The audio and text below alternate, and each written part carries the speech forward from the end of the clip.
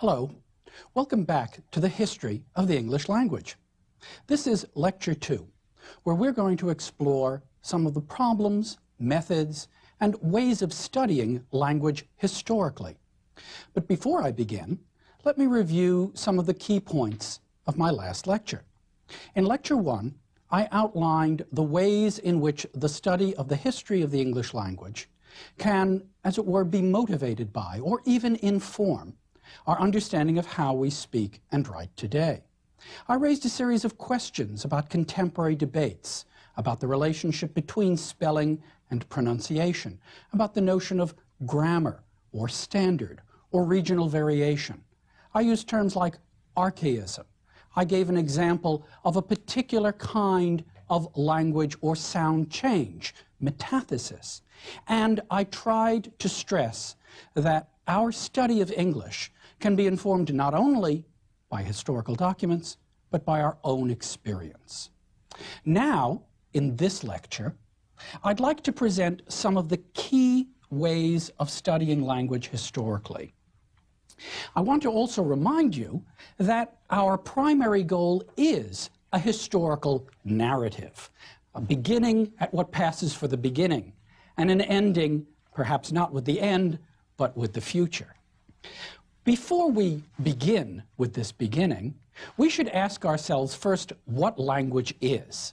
Now, scholars for the past, 3,000 years have been asking what language is. And I can't presume to give a definition, but what I can presume to do is offer us some working categories. And at the close of this lecture, what I'm going to call some myths about language, language change, and language variety. What I think we can do, too, is, if not define language, at the very least, define the ways in which we're going to study language. And here, we need a practical method for the study of language in its contemporary and in its historical contexts. And I think that there are, broadly speaking, 3 tools that we can use to study language. The first is called articulatory phonetics. Articulatory phonetics is the study of how sounds are produced in the human mouth. Phoneticians have come up with precise ways of describing how those sounds are produced, where they're located in the mouth, what means the mouth uses to produce sounds, and how we can develop a precise and technical vocabulary for describing and recording sounds. Now, this is not a course in phonetics, but it is a course in language history in which phonetics will play a part. And I just want to pause a little bit to say a few things about what we will be doing with sounds and sound production in this course. It's important to understand that the mouth is shaped in a very special way, and that each part of the mouth has a name that refers to the way in which sounds are produced. Sounds produced with the lips are labial sounds. Sounds produced with the teeth are dental sounds. This seems pretty straightforward. Of course, as you move backwards into the mouth, you get to parts of the mouth that we don't normally talk about. Sounds produced on the ridge just behind the teeth, the alveolar ridge of the mouth, are alveolar sounds. Sounds produced at the palate are palatal sounds. Move back, sounds produced in the velum are velar sounds. If you were to go further back into your mouth, you'd hit your glottis. Now, English does not have glottal sounds that are meaningful sounds in the language, by which I mean we may make glottal stops, but that's not a meaningful sound. Yet there are languages in which glottal stops are meaningful sounds. So we need to have that as a concept. We need to talk about consonants and vowels. The major difference between consonants and vowels, and I think a good way of thinking of this difference, is to say that vowels are continuously produced sounds, and consonants are not. Consonants, in effect, stop or interrupt or inflect, in some sense, the production of sound in the mouth. The places of the mouth that I've described to you are the places where consonants are made. Vowels are described not by those places, but where they are in the height of the mouth. A high vowel like E, a back vowel like O, a front vowel like OO, a low vowel like Ah. This is, I think, the broad contours of what we need to know about articulatory phonetics. Not just to describe how we speak or how certain sounds work, but also to understand how certain sound changes took place. To describe changes in consonants or vowels, we need to have this vocabulary. And we need to know where the sounds are in our mouths. Now, in addition to articulatory phonetics, another tool for studying language history and structure is what's called sociolinguistics. That is, the study of language in society, social attitudes towards language variation, use, and change. Sociolinguistics is a very broad category that can embrace many things. It can embrace the history of attitudes towards language, but it can also really be a subset of what we might call experimental or empirical sociology. Field work in sociolinguistics. How do people speak? What are social attitudes towards language as we can record them? We think of sociolinguistics, or we think of sociology, as perhaps a uniquely contemporary discipline or practice. Yet there were sociolinguists working in the Middle Ages and the Renaissance. Some of the writers we will be examining in this course might be considered the sociolinguists of their day. A man like Walter of Bibesworth, a 13th century English writer who writes a French and English treatise for aristocrats, is someone describing social attitudes towards language. 16th and 17th century grammarians who reflect on language change, regional variation, spelling conventions, how certain classes or groups of people speak. They are sociolinguists. Samuel Johnson, the maker of the dictionary in the mid-18th century, is in his own way a sociolinguist, as are the lexicographers and grammarians who succeeded him. The third category of method, in addition to articulatory phonetics and sociolinguistics, is what has come to be called comparative philology. Now, philology really simply means the love of words or the love of language. But as a discipline, philology has, since the middle of the 19th century, come to mean the historical and empirical study of how language changes, the way in which particular laws or rules of sound change have operated historically, and the way in which we can use surviving forms of words in living languages to reconstruct the lost forms in dead languages.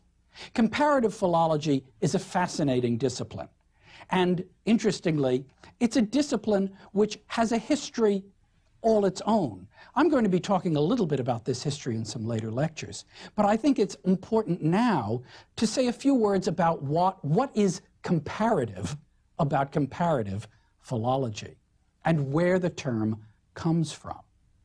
In the middle of the 18th century, people were comparing many things.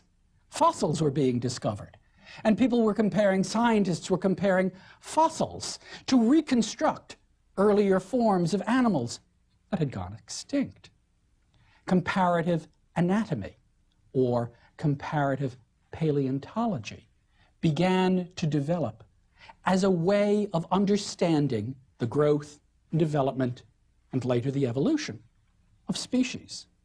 Comparative philology takes its very term from these earlier scientific disciplines. It is, as it were, the paleontology of language, the way in which fossilized forms are compared and reconstructed to give us these older dead forms. Articulatory phonetics, sociolinguistics, and comparative philology are the three basic tools for the study of the history of language. But what will we be studying with these tools? I think we can divide up our field of study into 4 basic areas: pronunciation, grammar or morphology, meaning or semantic change, and attitudes towards language change. Pronunciation is, of course, the way in which people actually spoke. But how can we recover the way in which people actually spoke? What is the relationship between speech and writing? What is the relationship between the prescriptions for speech and descriptions of regional variation or individual idiosyncrasy or idiom? The history of pronunciation is intimately linked to the history of sounds themselves. The study of the history of sounds is phonology. And pronunciation and phonology can become a major point of inquiry for our reconstruction of earlier forms of the English language. Grammar seems to us to be quite simply the way in which words are put together to make meaningful sentences or meaningful utterances. But grammar is a very complicated set of problems, and perhaps a better, though more technical way of talking about it is to use a word like morphology. Now, morphology just means the form of things. If you were an anatomist or a paleontologist, you would use the word to describe the forms of species or of animals. If you're a grammarian, you use the word morphology to mean the forms of words. And so morphology embraces things like case endings, the study of grammatical endings. Morphology also embraces things like the forms of personal pronouns, the system of personal pronouns. Do you have a singular and a plural second person pronoun? Some languages do. Early English did. Modern English really doesn't. Looking at phenomena such as these are really looking at morphology. Meaning, or semantics. Semantics is a word that gets bandied about today. Semantics, I think, has a bad rap. It's just a question of semantics. But the history of language is a question of semantics. How do word meanings change? How the languages were related? What went on in the minds of the scholar? The idea of Indo-European, the idea of a shared origin for European languages, is an idea that originates at the end of the 18th century, when scholars, in particular scholars of European ancestry, posted to colonial positions, come in contact with non-European languages that seem unusually familiar in certain kinds of ways. Now, up until this time, the historical study of language was carried on, for the most part, not by linguists of contemporary languages, but by scholars of dead languages, students of the Bible in particular. You studied Greek, Hebrew, Latin, Syriac. You studied the old languages to get at the root meaning of the Bible. And the historical study of word origins was infused both with a controlling spiritualism of biblical study, but also with a kind of controlling mythology, which was a leftover, as it were, of earlier medieval notions of language. I use a word like etymology to mean the origin or root of a word. But in the 17th and early 18th centuries, a scholar would use a word like etymology very often the way in which perhaps a medieval scholar might use a word like etymology. In other words, not to trace back the historical root of a word, but to find something of its spiritual or physical meaning. The best example I can think of is an ancient one that survives well into the Renaissance. Ignis and lignus. The word for wood, lignum, lignus, inheres in the word for fire. Ignis, ignis, lignus. This is an etymology. It's not a modern etymology, and you won't find it in a dictionary, but it's what passed for etymological work. The idea that, why does wood burn? Well, because the word for wood has the word for fire somehow in it. It's kind of like a cryptogram. What happens at the close of the 18th century is a group of individuals start studying language in a new way. And one of the most important figures to study language in a new way was Sir William Jones. He was a diplomat posted to India, and he was an amateur and very soon important semi-professional linguist. Jones began to notice certain shared features in the vocabulary of the ancient classical language of India, Sanskrit. They were shared with Latin and Greek and other modern European languages.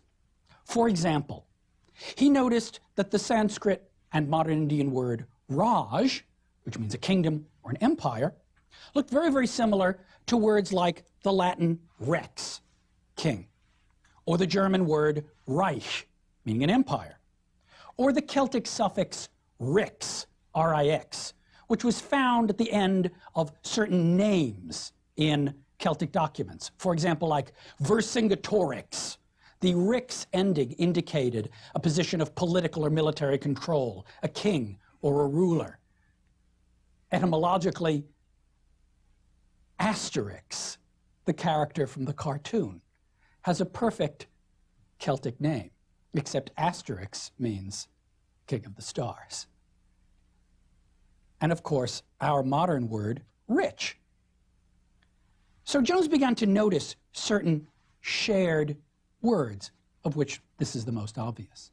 He noticed also that forms of the verb to be were very, very similar in these ancient and modern languages. And Jones posited that these various languages must have descended from an original tongue. In 1799, he gave an address to the Asiatic Society, which was meeting in Calcutta. And I want to read to you a passage from that address in which he outlines some of his researches and some of his conclusions. And he says, "It's much to be lamented that neither the Greeks who attended Alexander into India, nor those who were long connected with it under the Bactrian princes, have left us any means of knowing with accuracy what vernacular languages they found on their arrival in this empire. The Sanskrit language," Jones goes on, "whatever be its antiquity, is of wonderful structure, more perfect than the Greek, more copious than the Latin, and more exquisitely refined than either. Yet bearing to both of them a stronger affinity, both in the roots of verbs and in the forms of grammar, than could possibly have been produced by accident. So strong indeed that no philologer could examine them all three without believing them to have sprung from some common source, which perhaps no longer exists. There is a similar reason, though not quite so forcible, for supposing that both the Gothic, by which he means the German language, and the Celtic, though blended with a very different idiom, had the same origin with the Sanskrit. And the Old Persian," Jones continues, "might be added to the same family if this were the place for discussing any question concerning the antiquities of Persia." Now, what does this tell us? This tells us several things. This is a quotation that tells us something about how Jones made certain associations, but it's also a text that takes us back to the myths of language. Jones's idea here is that if the Indo-European languages descended from a shared or common original, then that original must somehow be better, more perfect than the later languages. He implies a notion of linguistic decay and corruption. When he uses phrases like wonderful structure, he notices that Sanskrit is a grammatically complicated language. When he says it's more perfect than the Greek, how can something be more perfect? I thought something was perfect, or it wasn't perfect. How can it be more copious than the Latin? Latin had thousands and thousands of words borrowed from many, many languages, and more exquisitely refined than either. When Jones uses words or phrases like these, he's not describing language, he's describing social attitudes. He's describing a love of antiquity. He's describing a notion of linguistic change as a notion of decay, or of corruption, or of falling away. It's perfectly in keeping with a late 18th century fascination with the antique, with the ruined, with the fragmentary. Jones's discovery, in quotation marks, of Sanskrit, or his imagination of a shared Indo-European language, is as much a product of its time as, let's say, the recovery of the ruins of Pompeii, or the fascination with the ruined landscapes of a classical world. In the 19th century, scholars developed Jones's ideas, and in Germany in particular, they began to codify relationships among languages into what came to be known as sound laws. They also proposed lines of descent among the different languages. And here, one of the most important metaphors or images for language change and development takes place. And this is the idea of the language tree, which in 19th century German philological terms would have been the Stammbäume, the stem trees, the Baum, the tree of language. At its roots, indeed our very word roots of language has this arboreal metaphor behind it. At its roots are the ancient languages, and then the great trunks, and then the branching out. Our notion, our idea of language branching out is a 19th century notion that gives us an organicism to language change. That's the heart of the metaphor. Or think of language families, the idea that language has a paternity or a maternity, that language gives birth to children, that there are families or cousins or relationships that are in some sense genetic among languages. These are the images and the idioms that 19th century philologists developed, and in many ways they stay with us. But the important thing that is developed, and the thing I want to stress here, is the idea that the discovery of Indo-European, the positing of sound law relationships, the historical study of languages, these become, as it were, what I will call the constitutive practice of linguistics. In other words, to be a linguist in the 19th century was to be a comparative philologist of Indo-European. This is a very important development, and it's something I really want to stress as part of our general narrative of the history of studying languages. Is linguistics, is the study of language, the study of language as it exists at the moment? Or should it be the study of the historical development of language? Are we occupied with philosophical concerns, or are we occupied with philological concerns? What the 19th century does, what the discovery, the development, or if you will, even the invention of Indo-European does, is it makes the historical study of language the business of linguistics, generally speaking. We're going to see towards the end of this course how important it is for 20th century linguists to challenge that. 19th century linguists develop it. In particular, it's a group of linguists in the later 19th century, a group who came to be known as neo-grammarians or new grammarians or young grammarians, who developed these sound laws into rules. Now, in my subsequent lecture, I'm going to be looking at a couple of these sound laws, and in particular, I'm going to look at something called Grimm's Law, which is a set of sound relationships among consonants in the Indo-European languages.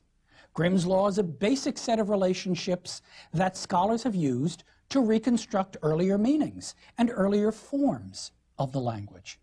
But what Grimm's Law is also in many ways about is the idea that language can behave according to certain laws or rules. I was in my university bookstore just 2 weeks ago, and I was looking at some books, and there was a book called The Laws of Indo-European. And I thought, Well, here's a fascinating study on the reconstruction of the Indo-European legal vocabulary. And maybe I'll learn something about the origins of justice or about the meting out of pleasure and pain 3,000 years ago. And I opened it up, and it was a series of sound laws, each one of which was named after the 19th century philologist who discovered it. This idea that language works according to law or rule is a central one. But also, I don't want to dismiss the empirical here. I don't want to suggest that by critiquing the attitudes or the idioms of early philologists that we have to dismiss the evidence that they arrived at. And in my 5 fingers, I realized these were all the fingers that I had. And I thought, what is 5? What is a 5-sided object? A 5-sided object is a pentagon.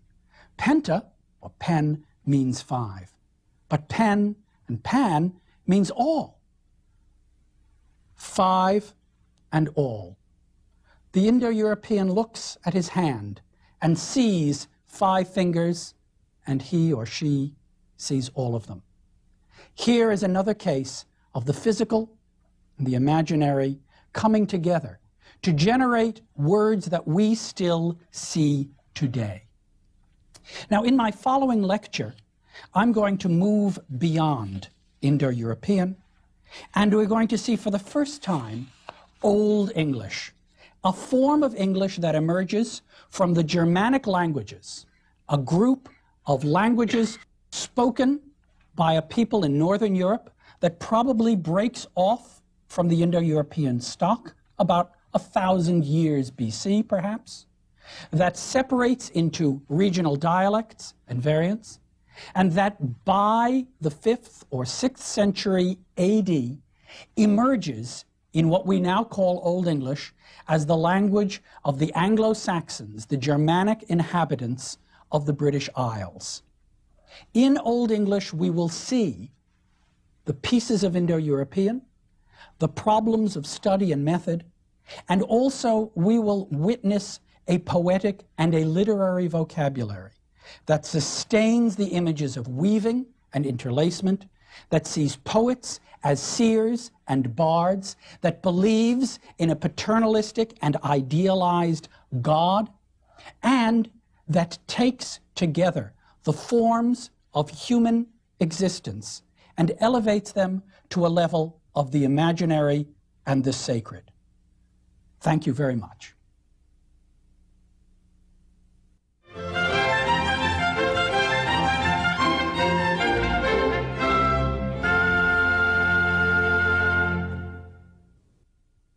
Hello and welcome back. This is Lecture 6, The Beginnings of English. We've left the Indo-European peoples and we're moving now to the beginnings of the English language, the Germanic language group on the British Isles. Before we do that, we need to say a little bit about geography and culture, about history, and also linguistic change itself. In this lecture, we're going to explore the ways in which Old English emerged and to try to get a sense of exactly where Old English was spoken, how it works, and what the sound of the language is. Now, when we use a phrase like Old English, we have to be clear about what we're talking about. And here, I want to go back to some of the terms that I've developed in earlier lectures. Geography, history, genetics, and typology. Geographically, Old English is the language spoken by the Germanic settlers in the British Isles. Historically, it's the language spoken from the time of these settlements in roughly the 5th and 6th centuries AD until shortly after the Norman conquest in the middle of the 11th century. Genetically, it's a lowlands branch of the West Germanic group of languages. In other words, it's a special kind of Germanic language that emerged from the low-lying group of speakers, the area around modern-day Holland and Frisia, the lowlands, and this group moved across the Channel to England. Therefore, Old English will have, as its closest modern analogues, really the languages of modern-day Holland and Frisia. Typologically, in other words, what is the actual shape and structure of Old English? It's a language with a particular sound system, with certain kinds of grammatical endings or morphology, with certain patterns of words. Phrase we use is syntax or syntactic organization, and with a very special vocabulary or lexis. Now let's take some of these in order. What is the geography of Old English? The earliest inhabitants of the British Isles, as far as we can tell, after the Paleolithic peoples who built such magnificent structures as Stonehenge, were Celts. They were members of a Celtic-speaking group that moved from the continent to the British Isles. These Celts were displaced in two moves. First, by the Latin-speaking Romans, who in the age of Caesar and well into the middle of the 5th century inhabited or colonized the British Isles. Latin became the prestige language. Celt and Roman intermarried. Many towns bore Roman names, and yet there are still some bits and pieces of Celtic in English. A great example is the word Avon. Someone once asked me, why are there 3 River Avons in England? And I said, it's because Avon is the Celtic word for river. So you have a situation where there are still a few Celtic words surviving in the language. In about the middle of the 5th century, a group of Germanic tribes starts to move in to the British Isles, conquering or settling, depending on your point of view. And by the year 547, a kingdom was established in England north of the Humber River by groups descended from the Angles, which was a continental group, and they called themselves the Anglians. Angles and Saxons and Jutes were the primary tribes that moved, and we call the Germanic-speaking peoples of the British Isles Anglo-Saxons to represent that original group of tribes or Germanic-speaking peoples from the continent. By the middle of the 7th century AD, small kingdoms were being established throughout England. Some of these were little more than outposts or even villages, and others were areas with great power and wealth. But what starts to emerge in the 8th century in England is a recognition that these people are no longer just Germanic-speaking people someplace else. There is the beginning of the recognition that these people are English.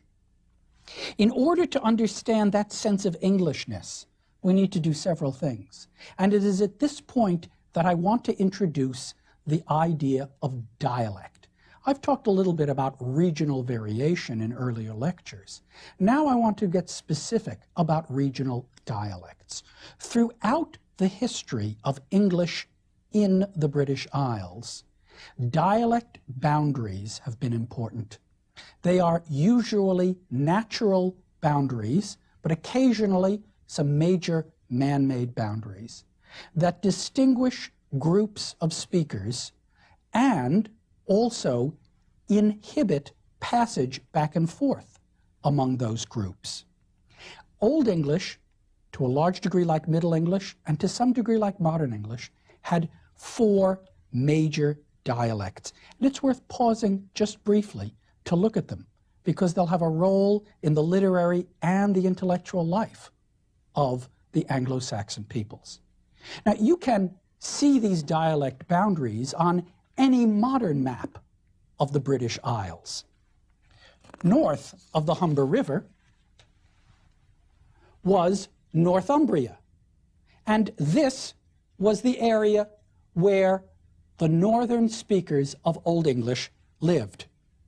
In the middle of the country, between the Humber River on the north and the Thames to the south, was a great central area which in the Anglo-Saxon period came to be known as Mercia. In the area of Kent, south and east of the Thames, was a dialect known as Kentish, and just to the west of Kent in the south of England was the area known as Wessex, where the West Saxon dialect developed and flourished. Now, why are these dialects important? I think they're important for several reasons. First, because they correspond to some important historical moments in the history of Old English. Northumbria is the first area of what we might call an efflorescence of Anglo-Saxon culture. Figures such as Bede the Venerable, the historian, ecclesiast, and grammarian of Northumbria, wrote many works of instruction and history, his most famous being the Ecclesiastical History of the English Church and Peoples. And he epitomizes the flowering of Northumbrian culture at the end of the 7th and the beginning of the 8th centuries. The Northumbrian dialect is quite distinctive. And our earliest piece of Old English poetry, the hymn attributed to the poet Caedmon, is in, originally, the Northumbrian dialect. Mercian and Kentish have several literary and cultural documents, but it is really the language of the West Saxons that's important for us. And it's important for many reasons. First, West Saxon, the dialect of the area known as Wessex, was the language of King Alfred, who unified the group of Anglo-Saxons and in effect became the first English king. King Alfred did many things, not the least of which was the establishment of an intellectual community around him, a group of scholars, translators, and perhaps, some have argued, even poets, whom he effectively commissioned to translate the major works of classical and Christian antiquity into Old English. They translated them into the West Saxon dialect. By doing so, King Alfred, in effect, established West Saxon as the literary or prestige dialect of Old English. Now, this is very important because it has some major consequences for Old English and also for us. In terms of Old English, what Alfred and his successors do, in effect, is create a literary standard out of a regional dialect. This is a very important phenomenon. We're going to see this again and again in the history of English, whether it's the London dialect of Chaucer or the received pronunciation of the 17th and 18th century in southern England, or in America, the language of New England or the Northeast, or what we think of today as the Midwestern dialect or Midwestern form of English. That is, how does a regional variant of a language become, in effect, a national standard? But there's also another scholarly consequence to this that's very important. For by doing so, what King Alfred did, and what his successors did as well, was they encouraged any later reader to take any piece of Old English, regardless of its dialect, and translate it or rewrite it into the West Saxon dialect. So that, for example, Caedmon's hymn, which is in Northumbrian, we're going to read it in our next lecture. You will hear it as I read it to you in the West Saxon dialect. Scholars of the 19th and 20th century, people who wrote textbooks, very often took texts and rewrote them into the West Saxon dialect, even if there was no manuscript tradition to suggest that the text had ever been written in the West Saxon dialect. Imagine the works of Mark Twain rewritten in the language of Boston. Imagine the great regionalists of America recast into the idiom of Franklin Roosevelt. And you have something, I think, analogous to what I'm talking about, the great impact of a regional dialect standard here. Now, one of the things that's also fascinating about Old English, and one of the things that we'll only have a chance to look at, but it's a seed that I want to plant in your minds, is not just how it flourished, but how it died. During the 11th century, new teachers and scholars set up schools in England to teach students not just in English, but in Latin. And this establishment signals another major theme for us in this course, and that is what the relationship is between the vernacular and the educated. To learn to read and write in English is different from learning to read and write in Latin. Anglo-Saxon England is perhaps the first place in Europe where students read and wrote in their own vernacular. It may very well be unique for its time in that students were considered literate if they read and wrote in their English. This is a terribly important concept for a world that measured literacy as Latin literacy. The history of the English language is many things. Now it's the history of literacy in Europe. And the idea of learning to read and write in English is something that is born and then dies with the Anglo-Saxons. With the Norman conquest, with the rise of French and the restoration of Latin as prestige languages throughout the Middle Ages, English effectively disappears as a primary language of instruction for 400 or 500 years. King Alfred and his successors, and then in the 10th and 11th centuries, the later bishops such as Aelfric and Wulfstan, who establish schools in England, establish schools that teach both Latin and the vernacular. Now, what is this Old English that I'm talking about? How can I describe it to you? I've given you some hints in the lectures on Indo-European. For example, I've given you a hint that it's a language with strong and weak verbs, with verbs that signal their changes in tense by the meaningful change in a root vowel, drink, drank, drunk. Weak verbs which signal change of tense by adding a suffix, walk, walked. This is interesting not just because we see the survival of strong verbs in our own language, but what we see is, in effect, the disappearance of strong verbs as new verbs. Words that are coined today, any verb that is coined today, is coined as a weak verb. Today, we televise. Yesterday, we televised.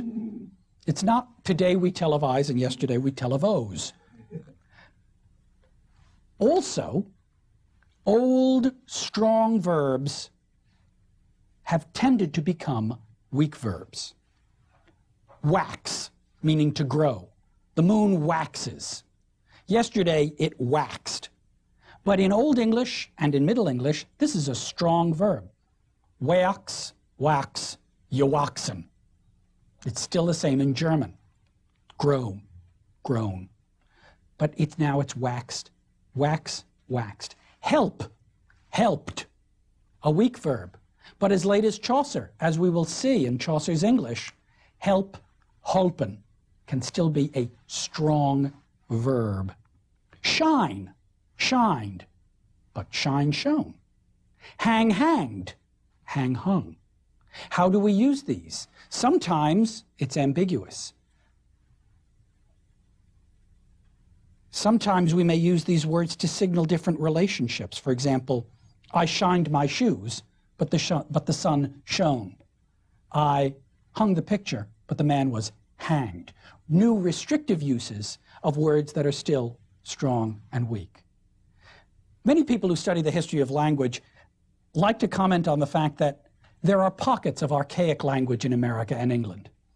And every now and then, the famous example is trotted out of Dizzy Dean calling a memorable baseball game in which, excited by the play, he yells out in a beautiful, untranslated form of his own regional dialect, "He slud," and I believe it's "he slud into third." Now, many people who hear this think that Dizzy Dean was illiterate or that this is a regional variation. It's an old, strong verb. Phrases like clum that we sometimes see or hear in regional language. These are strong verbs. They're archaisms, in effect. They're bits and pieces of an older, if not an Old English. So I'm calling attention to this because you still hear it today. Now, what's distinctive about Old English, and what's distinctive about many of the terms and phrases that we're going to encounter, are not just these verbs, but the nouns of Old English.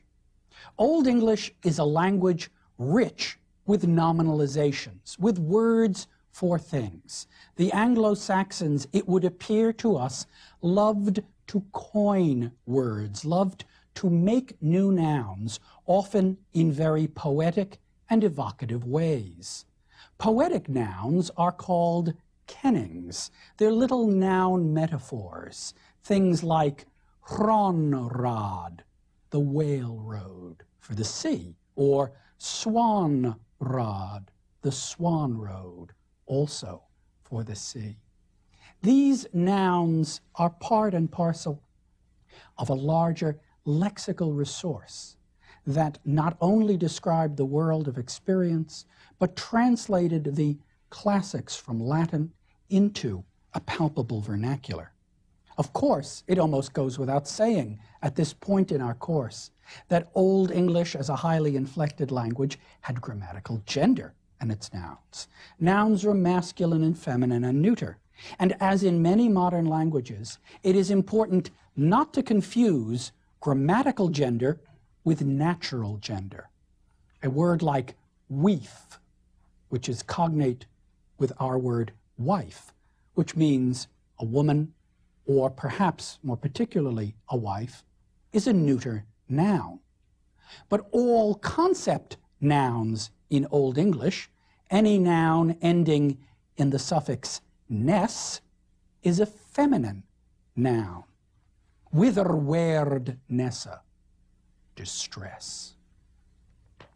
Old English signaled the plurals of its nouns, often with an S. But there were many kinds of nouns that descended from older Germanic forms where the plurals were signaled differently.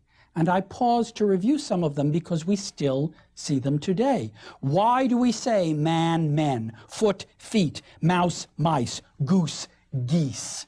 We say this because in the branch of the Germanic languages from which Old English came, there was a sound change that went on when certain words had certain kinds of suffixes. And in the early Germanic forms, in perhaps the most primitive of the Germanic languages that have been reconstructed, one would have said man, manes, foot, fotis. Man, mans, foot, foots. It's that ease ending, that I-Z ending, that somehow changed that root vowel. And Old English shares with some of the Germanic languages this special kind of change. Once the root vowel changed, the old ending dropped off, was redundant. Now this is an important feature of the language. It makes it distinctive, and we see it today. Child, children. But again, as with strong verbs, history creates ambiguities. When do you say brother, brothers, and when do you say brother, brethren? The word brethren is of a highly restricted use now because it sounds archaic, even though it was the old plural. In Old English, the plural for book was not books, but bitch. One book, two bitch. This takes us back to Indo-European. The beech words. The cognates for the beech tree words in the Germanic languages are the book words.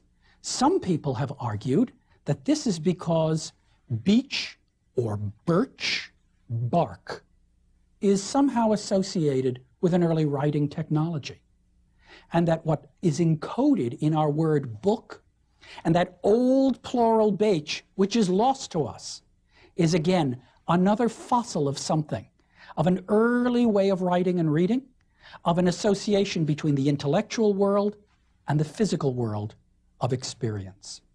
Now, when we look at Old English vocabulary too, we have to look at the way in which the Germanic languages developed their own words and borrowed new words into the language.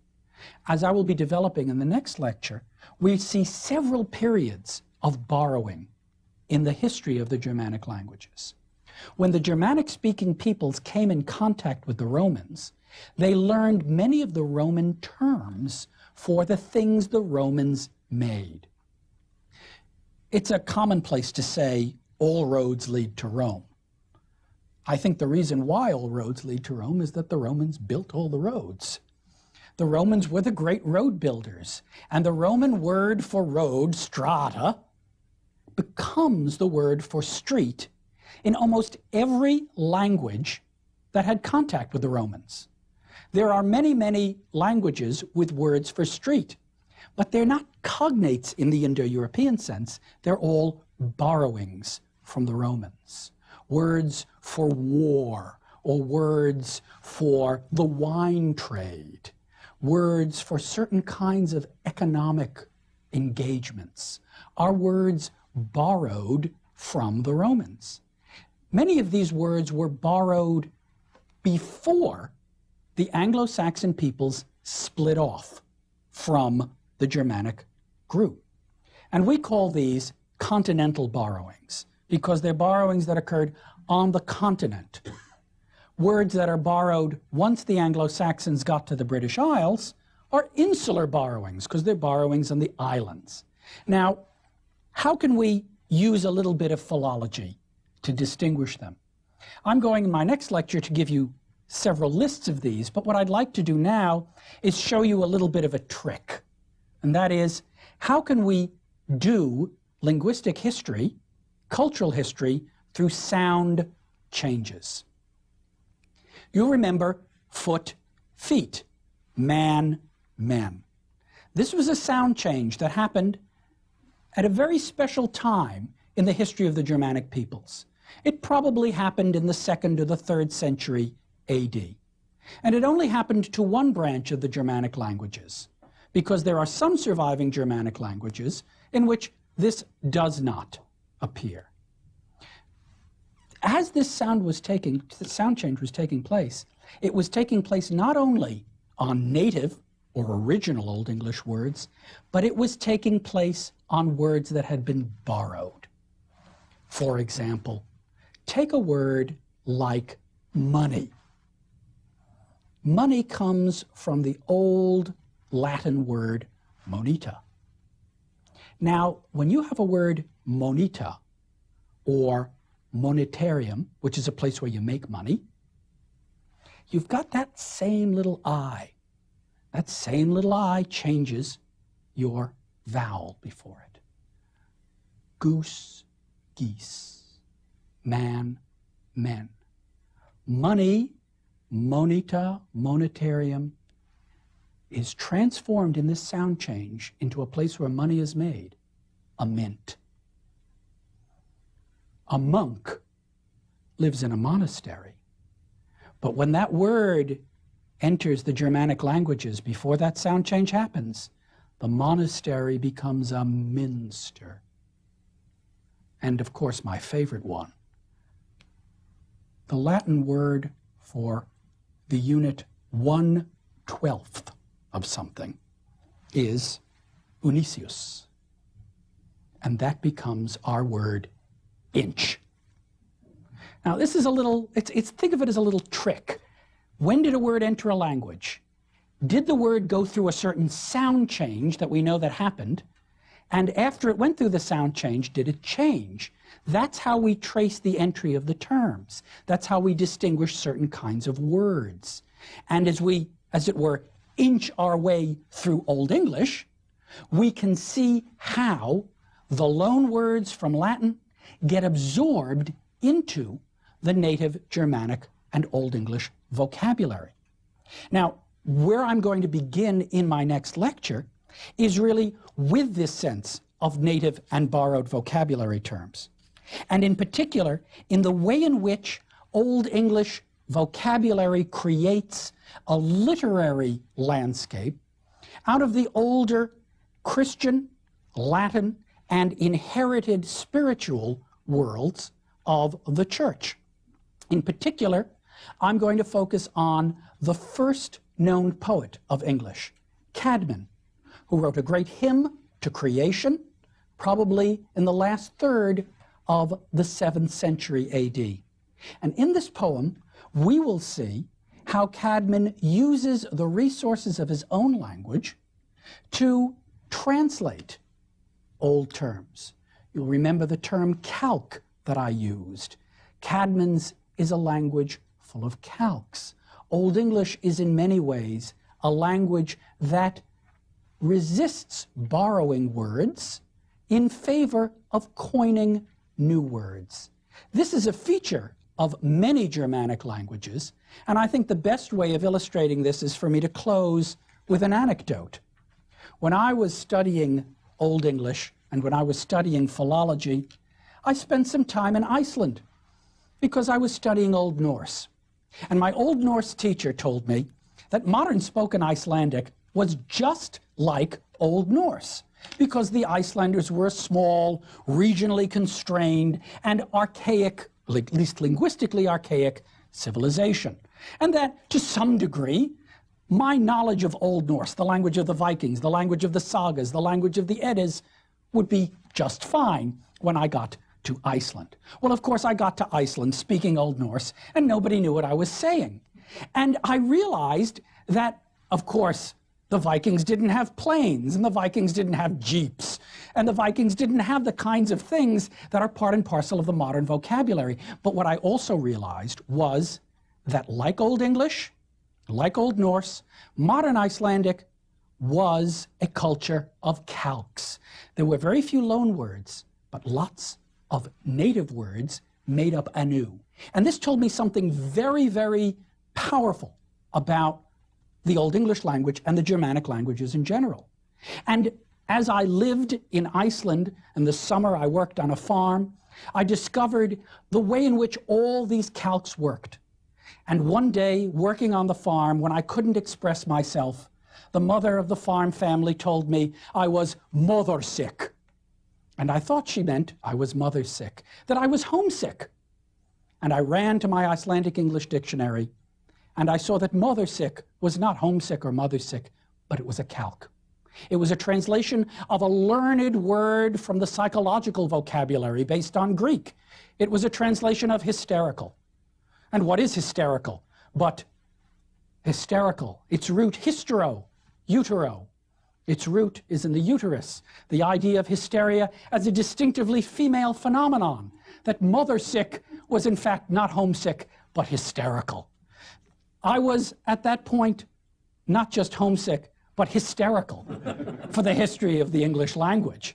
And I think what we'll see in our next lecture is the way in which the calques and claims and coinages of Caedmon give us a world limned through the native and the imported, the spiritual and the topographical, to give shape to English poetry for the very first time. Thank you.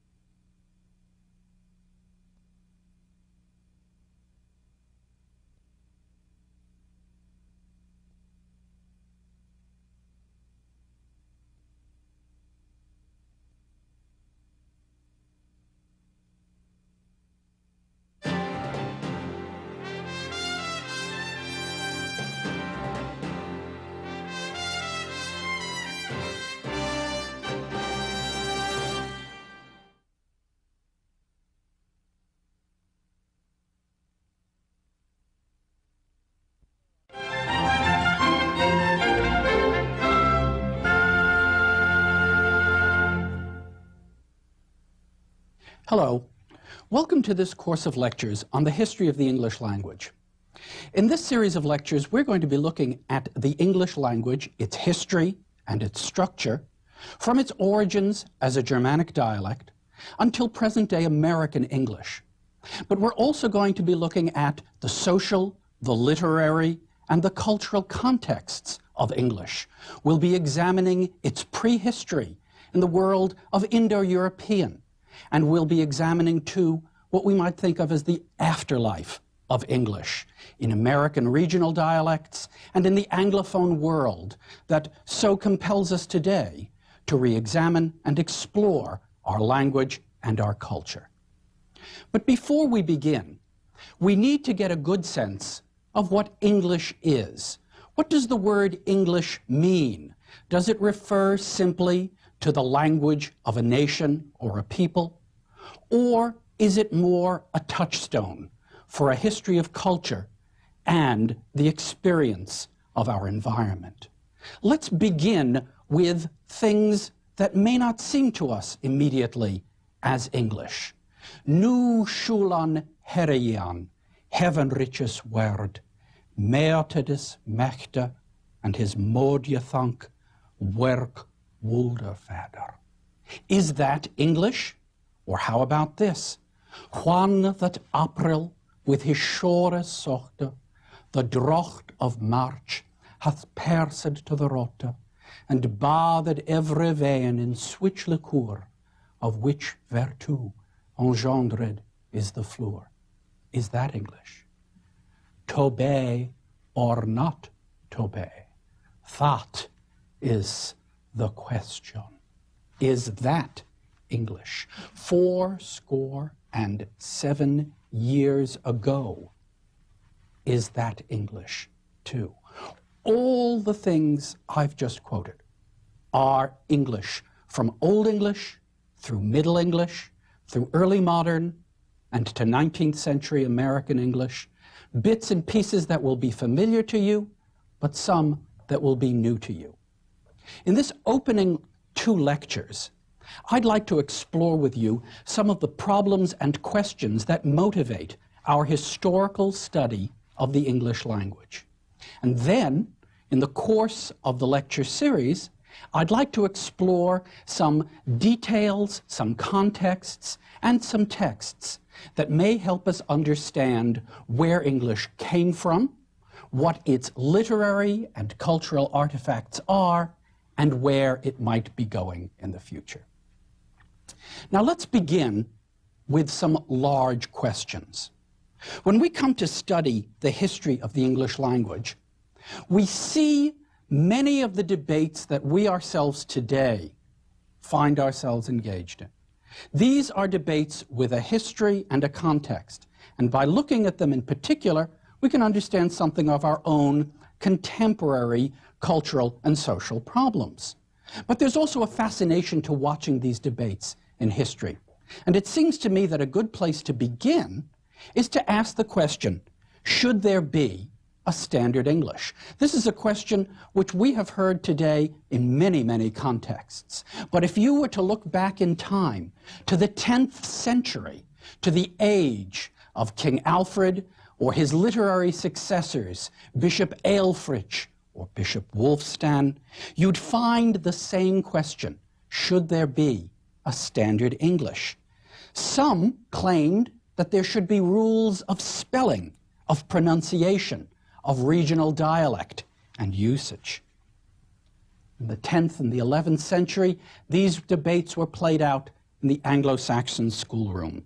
In the Middle Ages, in the Renaissance, and in the 19th century, these debates were argued in schools, in courts, in chancery, in the writing office of the King of England, and also in the colonial and commercial contexts of expansion. American English similarly functions as a problem of standard and invites us to ask questions about whether we take a regional standard as our model or whether we take models based on education, on class, on learning. When we ask questions about standards in the history of the English language, we also have to ask questions about method. And the central question, it seems to me, about the method and study of English is really this. Should the study of English be prescriptive or descriptive? Now, what do I mean by these terms. When we study English, or for example, when we make and use a dictionary, we are ostensibly recording spelling, pronunciation, meaning, and usage. But by recording these facets of a word, we may also be codifying them.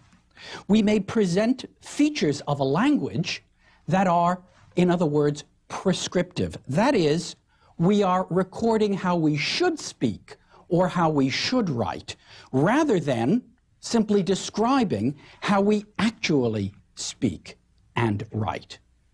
But when we write the history of a language or when we study a new language, we're also engaged in the problem of prescription and description. When you look, for example, at a grammar book of Old English or of Middle English or of any language, you see prescriptions for behavior. Do people really speak grammatically? Did scribes 1,000 years ago write as grammatically as our modern scholars tell us that they should have? Does anybody really conform to the prescriptions of the grammar book? When we examine the history of English, we will be examining debates on prescription versus description. Now, when we talk about prescription and description, we also encounter one of the central problems for ourselves and for people who come to English from another linguistic or cultural background. And that is, why do we spell the way we do?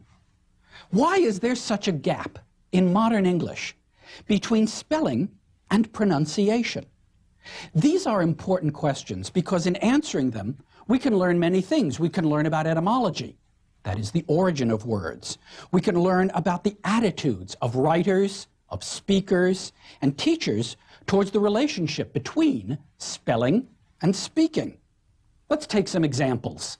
Let's take some simple words like night, knee, know, marriage, name, enough. There was a time when one would have not said night, but knicht. One would not have said knee, but kne. One would not have said no, but kno. One would have said mariage, nama, and inoch. Now, these spellings are historical. And one of the things we're going to explore in this course is why English spelling is historical. What I mean by that is that English spelling conventions do not record the way in which we actually speak. Rather, these spelling conventions record the ways in which the words were pronounced hundreds and hundreds of years ago.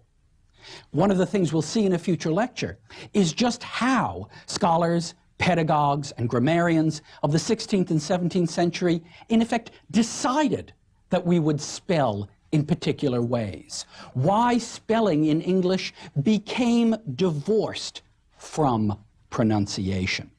And furthermore, how dictionaries in the 18th and 19th centuries codified, or some might even say fossilized, older historical spelling conventions.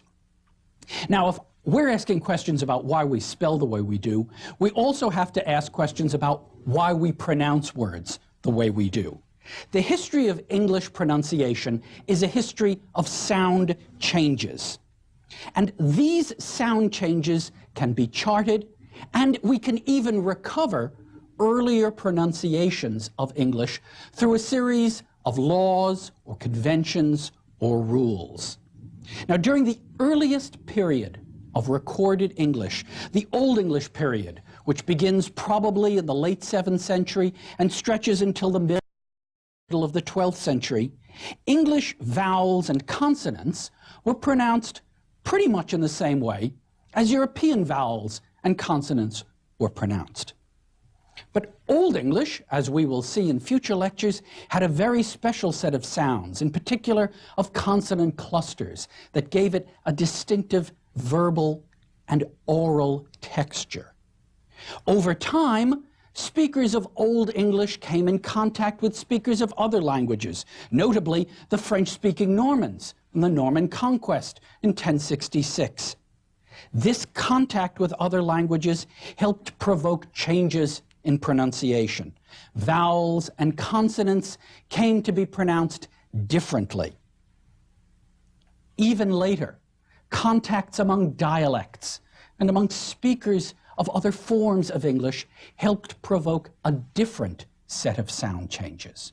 One which we will explore in great detail in this course is known as the Great Vowel Shift, a complete systematic change in the pronunciation of stressed vowels in English, which happened at the beginning of the 15th century and probably didn't reach its conclusion until the end of the 16th century.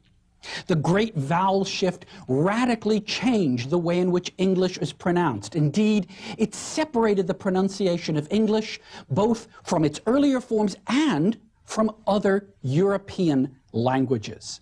It is a phenomenon such as the Great Vowel Shift that explains why the language of Chaucer at the end of the 14th century is only barely comprehensible to somebody like Shakespeare at the end of the 16th century, and why the language of Shakespeare, written perhaps 400 years ago, is still very comprehensible to us, because no comparable change in pronunciation, in the system of pronunciation, has really interceded between Shakespeare's time and our own. But languages continue to change, and the pronunciation of English continues to change in the 18th, 19th, and 20th centuries.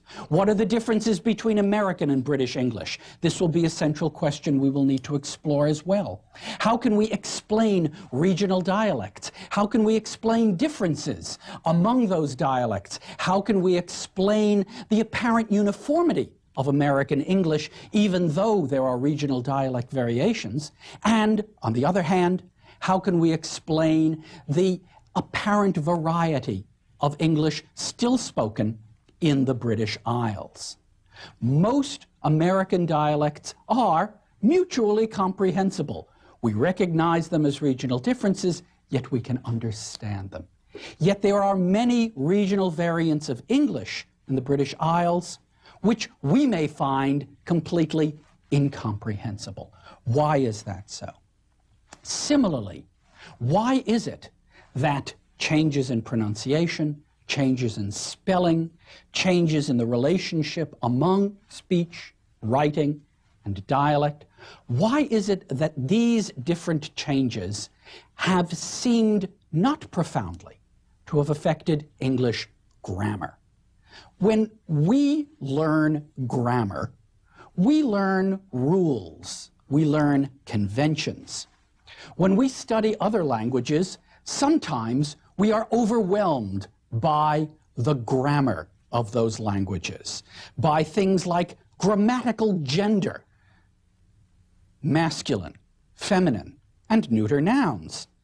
French, German, Spanish, and other languages have them. We do not. Why do our verbs end in such seemingly simple ways? Why do we no longer have case endings as the markers of grammatical relationships in sentences?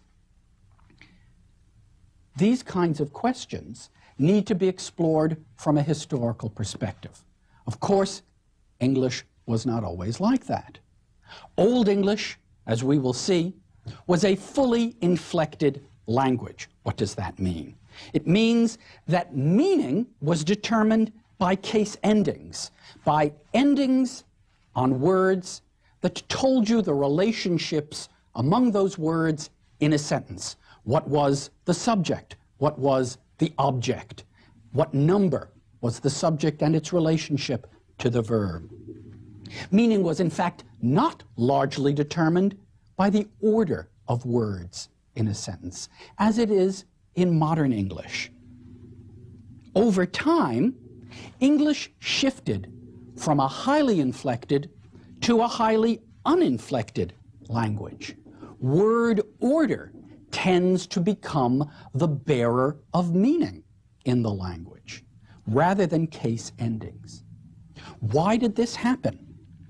what we're going to see is, in addition to changes in pronunciation and spelling, similar changes in grammatical categories were going on. Yet, there are many forms of English that preserve what we might call older or fossilized endings, or bits and pieces of the language that seem archaic. And I want to pause here for a minute and digress on the notion of archaism. One of the things we're going to be looking at in this course is how we can use literary documents, works by great writers, but also works by people we may not know, texts, diaries, journals, and so on, that enable us to reconstruct earlier forms of the language. But what I also want to impress upon you is the way in which, in your everyday reading, or even in your memory of the sounds and forms of words, you can reconstruct the history of English itself. And this is the notion of the archaic, the way in which certain texts or certain documents preserve old forms. One of the best examples of this, with which we're going to be spending a fair amount of time, is the King James Bible. Now, the King James Bible was produced by a collection of scholars under the aegis of King James I, and it was published in 1611.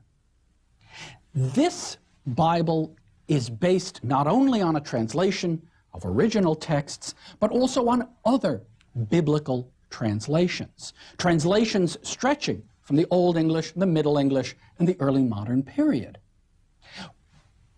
It seems to me, a conscious decision on the part of the translators and compilers of the King James Bible to produce not a record of the English language as it was spoken in 1611, but rather to produce a highly crafted, artificial, elevated, and at times archaic language. A language that will stand not just the test of time, but that will contain within it the time frame of the history of English. When we think casually about the King James Bible, when we think casually about early English or Old English, we think about bits and pieces of words. We think about endings like doth, or goest, or thou. Now, what's really at stake in looking at these little shards or fragments of old words? We're going to see how these forms develop, but we're also going to see why we think of them as exempla of an earlier form of the language. Doth, goest, thou. By the time the King James Bible had come out, many of these forms are already archaic. Writers of the early 17th century noted, in fact, that everyone was saying does, goes, not doth and goeth, but that a spelling convention had been maintained from earlier forms, that old th ending. It's a conscious archaism. Let's think of other forms of archaism that we find. Later in the course, when we look at American English, we're going to look at some of the great examples of writings of the 19th century. In particular, we're going to look at Lincoln. We're going to look at Frederick Douglass. We're going to look at Melville. Are these writers accurately recording the language of 19th century Americans? Or are they looking back to models of ideal, elevated language and rhetoric? Something like the Gettysburg Address from the mid-19th century is as much a testimony to late 18th century Jeffersonian and Websterian American political oratory, as it is also a text that resonates with the King James Bible and with Shakespeare. Melville's Moby Dick is as Shakespearean as anything we might encounter. And Frederick Douglass, the African-American autobiographer of the mid-19th century, who can, on one page of his writings, record the speech of his contemporary African Americans, the language of song and story, can also, as we will see, segue into Shakespeare, as if the texture of his tongue had been so conditioned by the reading of great early authors that he could not forget the sound of the language. I'd like to suggest, in fact, I'd like to argue in this course of lectures, that the history of English is not simply to be found in grammar books or dictionaries or in histories of the language or in linguistic studies, but the history of English is to be found in our own speech and in the works of literature that we read and that we remember. To understand the history of English is, in fact, to understand the history of our own culture and society. Now, in order to enact this understanding, we need to move directly towards a set of methods and a scope. Now, when we think about the history of English, we need also to think about the history of language itself. And what I'd like to do is lay out, as it were, the roadmap of our journey for the next set of lectures. This is a long course. We're going to have 36 lectures tracing the history, structure, and forms of the language. And to some degree, I'm going to, how can I put it, front load some of this material. My next lecture is going to talk a little bit about method. It's going to talk about the ways in which we can use the techniques of historical linguistics to understand problems in the study of language generally. Then we're going to move to the period of Indo-European, a language, a peoples for which there are no real written documents, but for whom scholars have reconstructed a language and a history. From Indo-European, we move to the language of Old English, the Anglo-Saxon Germanic peoples who came to the British Isles in the 5th and 6th centuries AD and displaced the indigenous Celtic-speaking population, a population, by the way, that had also learned some Latin from the colonizing Romans who had been there for nearly 4 centuries. From Old English, we will move to Middle English, the language that evolves or develops out of the confluence of English, Old English, and Norman French, and that, in effect, becomes one of the key vernaculars of the British Isles from about the middle of the 12th century. Religious terms, literary terms. I think the best example I can think of is really not so much the words for gods and goddesses, although there are many, the words for power and control, although there are many, the words for beauty, but rather the strangeness of the literary experience. I want to anticipate something I'm going to do in the next lecture, and I want to inflect a little bit right now in closing.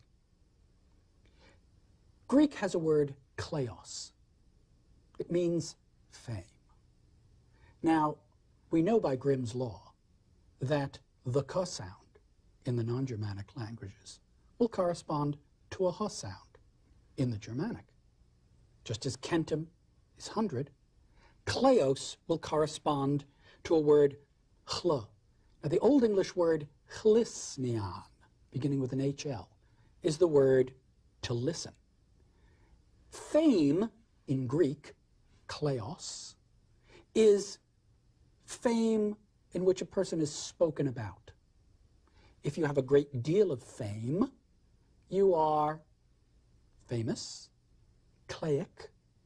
You listen in the Germanic languages. If you have the fame on account of someone, then you are famous because of that person. In ancient Greek, the hero Hercules is really Heracles. Remember from my first lecture, metathesis? The Romans metathesized the name of Heracles to Hercules. But Heracles is Herakleos, someone who had the fame from Hera, or on account of Hera. Let's do another one. Let's now look not simply at sounds, but at concepts. The great Indo-Europeanist working today is Calvert Watkins of Harvard University. And Professor Watkins has devoted his life to the study of Indo-European philology. And one of the things that several years ago got Professor Watkins into the paper, into the newspaper, was something he claimed as a great discovery.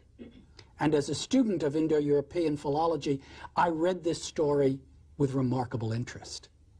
Professor Watkins claimed to have discovered a cuneiform tablet on which had been written a fragment of a text. And this text corresponded to something very familiar. On this text, he found some words which he was able to read. And he was able to read them as alati wilusati. This struck a chord in his mind. It reminded him of a line and a phrase in the Iliad, Ilios aipiene, steep or tall-towered Ilium, Troy. The text was just a fragment, a shard, a bit of pottery. But he read a little more, and he found the word pata, and he knew that the P had to correspond to an F in the modern languages, in the Germanic languages. And his word pata was foot or feet. And he went on. And he began to realize that this was a text written in one of the dead Indo-European languages. Remember I mentioned that there are two Indo-European branches with no modern descendants. Tocharian, from western Tibet, and Hittite. The Hittites were the people of Anatolia, of Asia Minor. Hittite had many dialects. One of these dialects is called Luvian. Professor Watkins, as a student of the classics, knew the language. He could decipher the text. And what he found in this text, and what he claimed, and what is so amazing to me, and the reason I'm sharing it with you, is that he wanted to argue from this little shard that what was here was a text in the language, not just of the Hittites, but the language of the people who lived on the western edge of Asia Minor. It was the language of the Trojans. And his claim was, and this is what got it in the New York Times, his claim was that he had found a piece of something that we might think of as the Trojan Iliad. The Iliad is Homer's great Greek epic of the Trojan War. It's been said, it's a great verity of history, that history is written by the winners. Well, I would take it one step further. Literature is written by the winners. The Greeks were the winners. Is this little piece of cuneiform, this thing in Trojan, with words that sound like, and words that can be reconstructed in comparison to, Greek words, is this a text that is a Trojan Iliad? Is this a text which in his translation, when the man came down from steep Wilusia, from Ilium, his feet, pata, his hands, he beat, he walked the earth, bits and pieces, shards, tiny little things. But are these the things from which we get the epic? 8 decades before, a Hungarian archaeologist discovered the first Hittite texts. And one of the first texts he discovered had the line, nu ezateni, nu water ekuteni. Edza, eat. Eku, aqua, agua, drink. Water, water. And there was a little ideogram, a picture of a loaf of bread. First you eat the bread, then you drink the water. Is this Hittite? Is this Indo-European? It's so funny that this text corresponds in so many ways to words or sounds that we can hear in English or the modern languages today. It's as if we're looking at scintillae of the history of language. And it's as if we're looking at little points of light that give us access to the deep, rich history of our world. In my next lecture, I'm going to explore these landscapes of the mind's interior in Indo-European to give you a sense of what this study can do for our appreciation of literature, culture, and language. Thank you.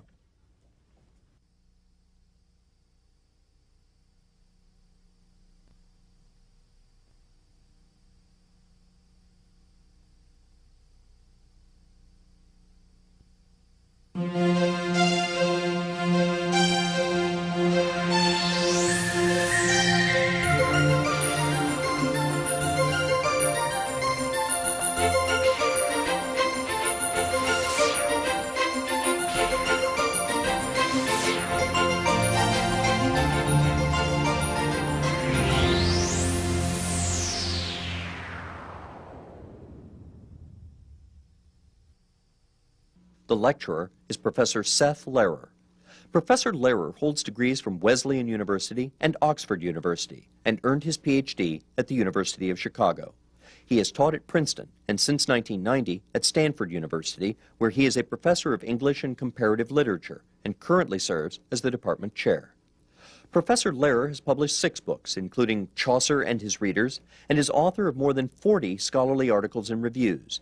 He has received many awards for his scholarship and teaching, including the Beatrice White Prize of the English Association of Great Britain and the Hoagland Prize for undergraduate teaching at Stanford University.